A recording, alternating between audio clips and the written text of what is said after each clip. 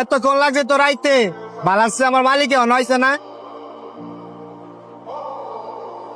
কারে মালিক কস? মালিক তো একজনই, সেটা হচ্ছে আল্লাহ।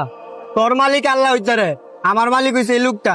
আমি যা চাই উনি আমার তাই দেয়। আরে তুই সব কি কইতেছ? তুই যে লোকটারে মালিক মানস, ওই লোকটার মালিক তো আল্লাহ। আর আল্লাহ পাক যদি ওই লোকটারে না দিত, তাহলে ওই লোকটা তোরে দিল কেমনে? আরে তুই যে আল্লাহ পাকের সাথে অন্য কারোর তুলনা দিতেছস, এটা তো শিরক করা হইতাছে।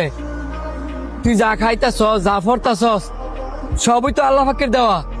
আল্লাহ পাক যদি সবই দিয়ে দেয় তাহলে তোর আর আমার এই অবস্থায় কি লেগিয়া? আল্লাহর কাছে শাসে দিহি দিহি তোরা বড় লোক বানাই দেয়নি, তোর সামনে খাবার এনে দেয়নি।